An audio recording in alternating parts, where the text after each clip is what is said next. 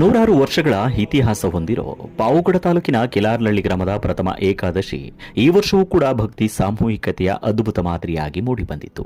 ಶ್ರೀ ಆಂಜನೇಯ ಸ್ವಾಮಿ ಮತ್ತು ಯಲ್ಲಮ್ಮ ತಾಯಿಯ ಮೆರವಣಿಗೆ ಹಾಗೂ ವಿಶೇಷ ಪೂಜೆಗಳಿಂದ ಗ್ರಾಮದಲ್ಲಿ ಉತ್ಸವ ಸಂಭ್ರಮ ಮನೆ ಮಾಡಿತ್ತು. ಇನ್ನು ಗ್ರಾಮಸ್ಥರಲ್ಲಿ ಈ ದೈವಗಳ ಪವಾಡಗಳ ಬಗ್ಗೆ ಆಳವಾದ ನಂಬಿಕೆ ಇದೆ.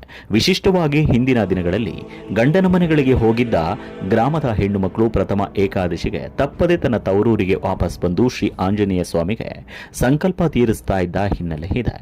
ಈ ಆಚರಣೆ ಇಂದು ಕೂಡ ಮುಂದುವರೆದಿದೆ.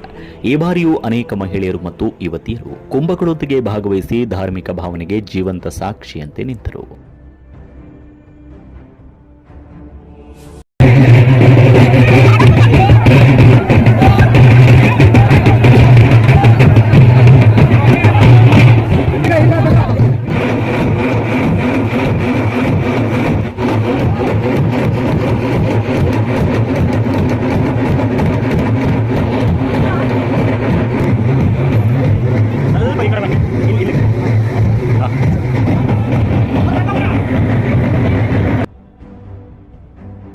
ಶ್ರೀ ಆಂಜನೇಯ ಸ್ವಾಮಿಯ ಬೃಹತ್ ರಥವು ಭಕ್ತರಲ್ಲಿ ಭಯಭಕ್ತಿಯನ್ನು ಹುಟ್ಟಿಸಿತು.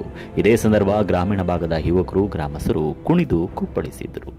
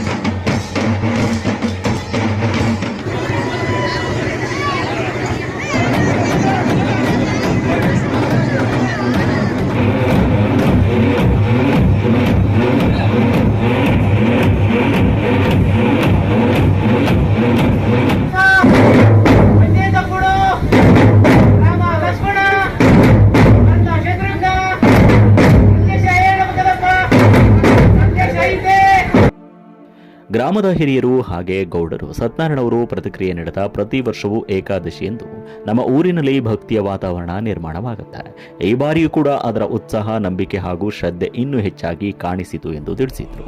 ಒಟ್ಟಾರೆ ಈ ಬಾರಿಯ ಪ್ರಥಮ ಏಕಾದಶಿ ಕಿಲಾರ್ನಹಳ್ಳಿ ಗ್ರಾಮದಲ್ಲಿ ಭಕ್ತಿಯ ಪರಾಕಾಷ್ಠೆಗೆ ತಲುಪಿದ ನಿದರ್ಶನವಾಯಿತು. ನವೀನ್, ಕಿಲಾರ್ನಹಳ್ಳಿ, TVN, ಪಾವಗಡ. ಏಕಾದಶಿ ಅಂತಕ್ಕಂಥದ್ದು ತುಂಬ ವಿಜೃಂಭಣೆಯಿಂದ ನಮ್ಮ ಊರಿನಲ್ಲಿ ನಡ್ಕೊತಾ ಬಂದಿದೆ.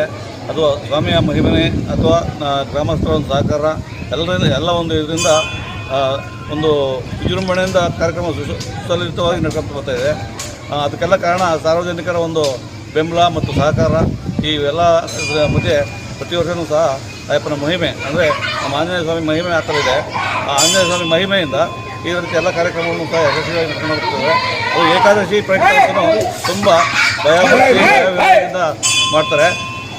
ಒಳ್ಳೆಯ ಒಂದು ಶ್ರದ್ಧೆ ಭಕ್ತಿಯಿಂದ ಮಾಡ್ತಕ್ಕಂಥ ಹಬ್ಬ ಅಂತ ಇದು ಅಂತ ಹೇಳಿದರೆ ತಪ್ಪಾಗಲ್ಲ.